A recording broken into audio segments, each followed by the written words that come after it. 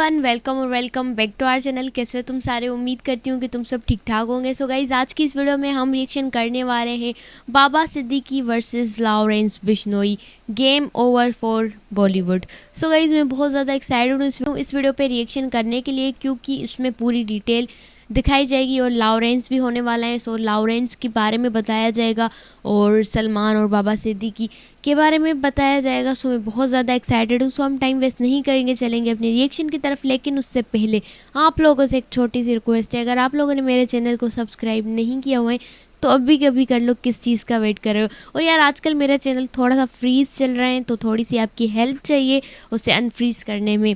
तो या आप लोग वीडियोस लाजमी देखा करो जो भी मैं अपलोड करती हूँ। सो अभी हम चलते हैं अपने रिएक्शन की तरफ। हैवी को आपने once upon a time in Mumbai movie तो देखी होगी। उसमें जो सुल्तान मिर्जा का कैरेक्टर है, उसका काम था सभी गैंगस्टर्स के बीच में सुलह करवाना। या फिर अगर आपको वास्तव फिल्म याद है तो उसमें भी एक सुलेमान भाई थे जिन्हें मांडवली किंग माना जाता था। और शायद आपको ये जान के हैरानी होगी कि ये जो कैरेक्टर्स हैं ये एक्चुअली अलेजिडली असली लोगों पर बेस्ड हैं। रिपोर्ट्स के मुताबिक अलेजिडली ये कहा जाता है कि ये रोल मुंबई में बाबा सिद्दीकी नाम के एक एक्स कांग्रेस लीडर ने संभाल रखा था, जिन्होंने शाहरुख खान और सलमान खान जैसे बड़े एक्टर्स के बीच में सुलह भी करवाई थी 2013 में, जिनकी इफ्तार पार्टीज कम अवार्ड फंक्शन ज्यादा माने जाते थे, जिनको हाल में ही दिन दहाड़े कर दिया गया मुंबई में। और इस एक्शन के पीछे एक इतना शॉकिंग रीजन है जिसमें अपेरेंटली दाऊद इब्राहिम और लॉरेंस बिश्नोई जैसे गैंग इन्वॉल्व हैं। और हो सकता है कि बाबा सिद्दीकी की मौत में होने वाले इन्वेस्टिगेशन से बॉलीवुड के कनेक्शंस का सारा कच्चा चिट्ठा भी खुल सकता है। तो आइए आज के इंस्टेंट रिएक्शन वीडियो में देखते हैं कि बाबा सिद्दीकी कौन था और इनकी मौत से क्या बड़े बड़े सवाल मुंबई, बॉलीवुड और माफिया से जुड़े खड़े हुए हैं। सो गाइस, ओरिजिनल वीडियो की लिंक डिस्क्रिप्शन में मिल जाएगी। मैं हूं सेक्युलरिज्म का सीईओ शाम शर्मा और आप सबको एक सेक्युलर प्रणाम। तो देखिए, बाबा सिद्दीकी एक पॉलिटिशियन है जिनकी बॉलीवुड में बहुत पहचान और बहुत पहुंच मानी जाती थी। बाबा सिद्दीकी बांद्रा वेस्ट से 3 बार एमएलए रह चुके हैं और मुंबई कांग्रेस के महाराष्ट्र के one of the most senior leaders भी रह चुके हैं। जैसा कि मैंने कहा, बाबा सिद्दीकी का नाम सुनते ही लोगों को उनकी बॉलीवुड की फेमस इफ्तार पार्टीज याद आती हैं। उनकी पार्टीज में बॉलीवुड के बड़े बड़े सेलिब्रिटीज और पॉलिटिक्स के बड़े बड़े दिग्गज अक्सर दिखाई पड़ते थे। और कौन भूल सकता है उनकी 2013 की इफ्तार पार्टी, जिसमें शाहरुख खान और सलमान खान, जिनके बीच में कई सालों से दुश्मनी चल रही थी, उस दुश्मनी को बाबा सिद्दीकी ने अपनी इंटरवेंशन करके खत्म भी करवाया था।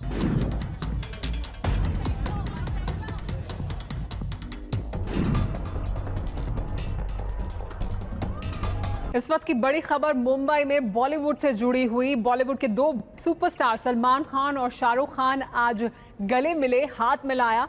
इफ्तार पर पहुंचे थे दोनों। बाबा सिद्दीकी ने ये इफ्तार दी थी। माना जाता है कि इनका बॉलीवुड के बड़े एक्टर सुनील दत्त के साथ भी काफी क्लोज कनेक्शन था। सुनील दत्त ने ही इनफैक्ट बाबा सिद्दीकी को 1999 में एमएलए का टिकट दिलवाया था। 2004 से 2008 के बीच Baba Siddiqui minister of state रहे थे for food and civil supplies, labour and FDA. इस समय वो महाराष्ट्र के हाउसिंग और area development authority Mumbai board के चेयरमैन भी रहे थे। लेकिन 3 बार बांद्रा वेस्ट से जीतने के बाद 2014 में वो अपनी सीट हार जाते हैं। लेकिन इसके बावजूद 2019 में उन्होंने अपने बेटे जीशान को बांद्रा ईस्ट से खड़ा किया, जो कि एक शिवसेना का स्ट्रॉन्ग होल्ड माना जाता था, और जीशान वहां से जीत भी गया। और इसी साल फरवरी में बाबा सिद्दीकी ने कांग्रेस को छोड़कर अजीत पवार की एनसीपी फैक्शन को भी ज्वाइन किया था। हाल में ही उनको बिहार के तेजस्वी यादव ने एक राज्यसभा सीट भी देने का ऑफर किया था। और यहाँ पर आकर फिर बात करते हैं उनके बॉलीवुड के कनेक्शंस के बारे में, क्योंकि रिपोर्ट के मुताबिक इनके कनेक्शंस बॉलीवुड से होते हुए कुछ डार्क जगहों पर भी जाते हैं। बाबा सिद्दीकी के कनेक्शंस बॉलीवुड में ऐसे थे जैसे दिया और बाती, जैसे संजू और गन, और जैसे Sallu and hit and run. आप जानते हैं कि वो बांद्रा वेस्ट कंस्टिट्यूएंसी से एमएलए रह चुके हैं। बांद्रा में काफी बड़े बड़े सेलेब्स हैं, जैसे कि शाहरुख खान, सलमान खान, रेखा, जॉन, फरहान अख्तर, जोया अख्तर, जावेद अख्तर, करण जौहर और अर्जुन कपूर। ये अर्जुन कपूर को बड़े सेलिब्रिटीज की लिस्ट में किसने डाला है? तो गेम बजाना पड़ेगा। यहाँ तक कि सलमान को बेल मिलने तक बाबा सिद्दीकी खुद कोर्ट में भी प्रेजेंट रहे थे। राजनेता और सलमान खान के दोस्त बाबा सिद्दीकी, उन्होंने क्या कहा है? तो इंडिया की जुडिशरी है, उस पर पूरा भरोसा है। सलमान खान बहुत बड़ी राहत है। कल आप कोर्ट में थे, हमने नहीं, हम आज भी कोर्ट में थे। राहत तो जाहिर बात है कि किसी का दोस्त। बाबा सिद्दीकी को जरूरत पड़ने पे बॉलीवुड भी हाजिर रहता था। बाबा सिद्दीकी के पॉलिटिकल रैलीज और इवेंट्स में कई बॉलीवुड स्टार्स आते थे जो उनके पॉलिटिकल इमेज को प्रमोट करते थे, चाहे सलमान खान हो। दरअसल सलमान खान महाराष्ट्र इलेक्शंस के लिए कॉन्टेस्ट कर रहे बाबा सिद्दीकी की रैली में अपने स्टारडम से लगाने पहुंचे थे 4 चांद। और हुआ भी कुछ ऐसा ही।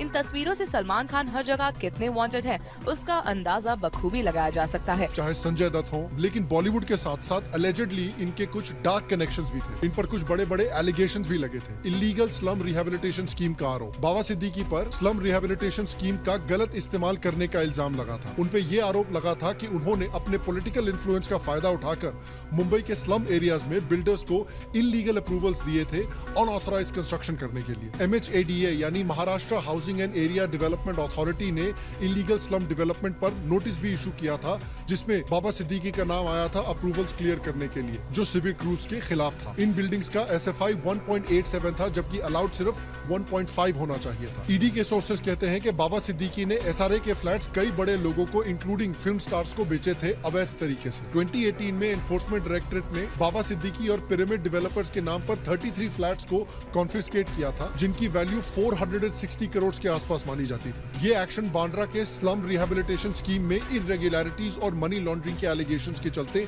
लिया गया था। और सिर्फ इतना ही नहीं, कुछ रिपोर्ट्स ये भी निकल कर आए हैं जो अलेजेडली कहते हैं कि बाबा सिद्दीकी का ऑर्गेनाइज्ड क्राइम से भी रिलेशन था। देखिए, मुंबई में ऑर्गेनाइज्ड क्राइम का जो बैकड्रॉप है उसकी शुरुआत लेट 1970s और अर्ली 1980s में हुई थी, जब 1982 के ग्रेट बॉम्बे टेक्सटाइल स्ट्राइक हुआ था, जिसके बाद वाइड स्प्रेड अनएम्प्लॉयमेंट आया था मिल्स के बंद होने से। और मुंबई देखिए एक इंडस्ट्रियल सेंटर से एक कमर्शियल हब में धीरे धीरे बदल गया था, और इस वजह से कई यंग लोगों में उस समय इकोनॉमिक अनसर्टेनिटी आई थी और अनएम्प्लॉयमेंट आई थी, जिस वजह से ये लोग लोकल गैंग्स की तरफ मुड़ गए अपनी सर्वाइवल के लिए। इसमें एक बड़ा नाम था दाऊद इब्राहिम का, जो कि सिर्फ एक गैंग मेंबर ही नहीं बल्कि एक आतंकी भी था, क्योंकि उसका नाम सबसे पहले आया था 1993 के मुंबई सीरियल ब्लास्ट में, जो अलेजेडली बाबरी मस्जिद गिरने के बाद बदले की तरह करवाया गया था मुंबई में। तो इन सब चीजों में बाबा सिद्दीकी का क्राइम गैंग से क्या रिलेशन है? अब देखिए, इसको समझने के लिए हमको इनके मर्डर कंस्पिरेसी को भी समझना पड़ेगा। तो विजयदशमी के दिन जब बाबा सिद्दीकी अपने बेटे के ऑफिस से आ रहे थे, तब उन पर 3 शूटर्स ने 5 राउंड फायर किए थे, जिसमें से 2 शूटर्स को पुलिस ने पकड़ भी लिया है। एक है गुरमेल सिंह और एक है धर्मराज कश्यप, और तीसरा शूटर जिसका नाम शिवा है वो अभी तक अपैरेंटली फरार है। अब इसके पीछे कई अलग अलग एंगल सामने आए हैं। पहला एंगल, जो सबसे हाई प्रोफाइल एंगल है, वो है गैंगस्टर लॉरेंस बिश्नोई का। एक सोशल मीडिया पोस्ट के जरिए जो अपैरेंटली लॉरेंस बिश्नोई गैंग के एक मेंबर ने लिखा है, उसमें लॉरेंस बिश्नोई गैंग ने इस हत्या की जिम्मेदारी ली है। एक पोस्ट भी किया गया है जिसकी प्रामाणिकता तो साबित नहीं की जा सकती, लेकिन इस पोस्ट में लिखा गया है, सलमान खान, हम ये जंग नहीं चाहते थे। इस पोस्ट में कहा गया है कि सलमान खान से इतना क्लोज थे बाबा सिद्दीकी, इसलिए बाबा सिद्दीकी को मारा गया है। माना जाता है कि लॉरेंस बिश्नोई गैंग सलमान खान से बहुत गहरी नफरत करता है। लॉरेंस बिश्नोई गैंग के इस अलेजेड मेंबर ने यह भी क्लेम किया है कि अपैरेंटली बाबा सिद्दीकी के दाऊद इब्राहिम से भी कनेक्शंस थे। उन्होंने ये अलेज किया है कि बाबा सिद्दीकी का नाम Maharashtra control of organised crime में दाऊद इब्राहिम के साथ आया था। याद रखिए कि बिश्नोई गैंग का सिद्धू मूसेवाला के मर्डर से भी कनेक्शन था, और वो सलमान खान को इसलिए मारना चाहते हैं क्योंकि बिश्नोई गैंग जो है वो ब्लैक बक को एक सेक्रेट जानवर मानता है। और आपको याद होगा कि बहुत हाई प्रोफाइल केस हुआ था सलमान खान का ब्लैक बक किलिंग में, और विवेक ओबरॉय जो सलमान खान से ऐसे भी बहुत चिढ़ते हैं, वो इस बात का पूरा फायदा उठा रहे हैं। एक दुनिया में एक ही समाज है बिश्नोई समाज, जहां पे अगर हिरन मर जाए तो उसके बच्चे को बिश्नोई हमारी माताएं। आपको याद होगा कि क्योंकि AP ढिल्लों और गिप्पी ग्रेवाल ने भी सलमान खान के साथ काम किया था, तो उनके घर के बाहर भी कनाडा तक जाकर लॉरेंस बिश्नोई गैंग ने फायरिंग करवाई थी। और लॉरेंस बिश्नोई गैंग के साथ भी अपेरेंटली कुछ मीडिया रिपोर्ट्स ने भी ये क्लेम किया है कि बाबा सिद्दीकी का दाऊद इब्राहिम की डी कंपनी के साथ कनेक्शंस थे। ये स्पेसिफिकली अपेरेंटली कहा गया है कि सिद्दीकी अंडरवर्ल्ड और बॉलीवुड के बीच एक लिंक की तौर पर काम करते थे, ताकि कॉन्वर्सेशंस और डील फैसिलिटेट हो सके। जब पुलिस एक्शन की वजह से मिड 1990s के बाद मुंबई में डी कंपनी की पावर बहुत कम हो गई थी। एक तरफ तो ये रिपोर्ट्स आ रहे हैं, दूसरी तरफ देखिए कुछ कंफ्लिक्टिंग रिपोर्ट्स भी आ रहे हैं कि बाबा सिद्दीकी का शाहिद उस्मान बलवा के साथ ध्यानेश्वर नगर SRA प्रोजेक्ट को लेकर एक झगड़ा चल रहा था, जो कि बेसिकली एक रियल एस्टेट डिस्प्यूट था। खेरवाड़ी पुलिस ने कांग्रेस MLA जीशान सिद्दीकी और 7 और लोगों के खिलाफ इस साल FIR रजिस्टर किया था। उन पर स्लम रिहेबिलिटेशन अथॉरिटी के ऑफिशियल्स को बांद्रा ईस्ट में सर्वे करने से एलिजिडली रोकने का आरोप था। अब शुरुआत में खबर यह आई थी कि प्रोजेक्ट एक डेवलपर को दिया गया था जो अपेरेंटली सिद्दीकी से कनेक्टेड था, जिसको 2022 तक बेसिकली सारे नेसेसरी परमिशंस मिल चुके थे। लेकिन एसआरए ने अचानक से ओरिजिनल डेवलपर का प्रोजेक्ट कैंसिल करके एक दूसरे डेवलपर को दे दिया था, जिस वजह से सिद्दीकी कैंप और इस बालवा कैंप के बीच में रियल एस्टेट को लेकर बहुत झगड़े चल रहे थे। और कुछ लोगों का माना जाता है कि इस वजह से भी बाबा सिद्दीकी को अटैक किया गया है। Former home secretary RK Singh ने एक बार कहा था कि ये जो शाहिद है इसके लिंक्स है दाऊद इब्राहिम से और अंडरवर्ल्ड से, और इसीलिए यूपीए 2 ने स्ट्रिक्ट इंस्ट्रक्शंस दिए थे कि आईपीएल बेटिंग स्कैम में इस शाहिद आदमी से कोई क्वेश्चनिंग नहीं करनी है, क्योंकि इसके दाऊद इब्राहिम से एलिजिडली कनेक्शंस हैं। ये आदमी 2G स्पेक्ट्रम केस में भी एक अक्यूज था और ये शरद पवार का भी एक करीबी आदमी माना जाता है। तो कुछ कंफ्लिक्टिंग रिपोर्ट्स आ रहे हैं कि बाबा सिद्दीकी डी कंपनी से जुड़ा हुआ था, और कुछ लोग कह रहे हैं कि बाबा सिद्दीकी डी कंपनी का एक बड़ा कंपेटिटर था, जिस वजह से उसको अटैक किया गया है। अब इसके रिएक्शंस में कई बड़े बड़े बॉलीवुड सेलिब्रिटीज हैं जो इनको श्रद्धांजलि देने गए हैं, चाहे सलमान खान हो, चाहे शिल्पा शेट्टी हो। इतनी दुखी तो वो राज कुंद्रा के जेल जाने पर भी नहीं हुई थी। चाहे सना खान हो या MC स्टैन हो या जहीर इकबाल हो, पूजा भट्ट हो, कई सेलिब्रिटीज ने इनको ट्विटर पर भी श्रद्धांजलि दी है। लेकिन एक इंटरेस्टिंग चीज ये भी आ रही है कि जब से बाबा सिद्दीकी को अटैक हुआ है उसके ऊपर से एक IT सेल बड़ा एक्टिव हो गया है और इनकी मौत के लिए बीजेपी को ब्लेम किया जा रहा है। कई चाटुकार हैंडल्स कह रहे हैं कि भाई इस वजह से सीएम को तुरंत इस्तीफा दे देना चाहिए, कि महाराष्ट्र जो है वो इन तीनों से बेहतर एक्सपेक्ट करती है। तब तो जब इंदिरा गांधी का असैसिनेशन हुआ था तो कांग्रेस को इस्तीफा दे देना चाहिए था, जब राजीव गांधी का असैसिनेशन हुआ था तब भी कांग्रेस को इस्तीफा दे देना चाहिए था, ऑपोजिशन को गवर्नमेंट बना देनी चाहिए थी। जब पालघर में साधुओं की लिंचिंग हुई थी उसके बाद राहुल गांधी, शरद पवार, उद्धव ठाकरे, इन सबको रिजाइन कर देना चाहिए था। इन्होंने क्यों नहीं किया भाई? इन पे ये क्यों नहीं स्टैंडर्ड्स लागू होते हैं? जब ममता बनर्जी ने वेस्ट बंगाल को हेल बना रखा है, जब ममता बनर्जी के राज में इस डॉक्टर के साथ इतनी बुरी हरकत हुई है बंगाल में, तब ममता बनर्जी से क्यों नहीं मांगा लोगों ने कि उनको स्टेप डाउन करना चाहिए? कांग्रेस स्पोक्स पर्सन जो है, जो महाराष्ट्र में लॉ एंड ऑर्डर कोलैप्स की बात कर रही हैं, इनको ये नहीं याद आ रहा कि जिस समय पर मुंबई में हर साल आतंकी हमले हुआ करते थे तब कानून व्यवस्था के बारे में बात नहीं की, तब इन्होंने कभी नहीं कहा कि कांग्रेस गवर्नमेंट को स्टेप डाउन कर देना चाहिए। कुछ लोग कह रहे हैं कि भाई बीजेपी जानबूझकर एक मुस्लिम लीडर को मार रही है, कुछ लोग इसको एक साजिश कह रहे हैं। और कौन से Muslim leaders? According to some people Muslim leader हैं मोहम्मद शहाबुद्दीन, अतीक अहमद और मुख्तार अंसारी। ओ भैया, ये तीनों लोग जो है ना गुंडे और माफिया हैं। इनके साथ आप बाबा सिद्दीकी का नाम जोड़ के बाबा सिद्दीकी का ही नाम खराब कर रहे हो, बीजेपी का नाम खराब नहीं कर रहे। एक मैडम इसमें आरएसएस की साजिश बता रही है यार। कुछ लोगों ने तो बिल्कुल ट्विटर पर ही इस क्राइम को सॉल्व कर लिया, कह रहे कि भाई पुलिस को नीतीश राणे को कस्टडी में लेना चाहिए क्योंकि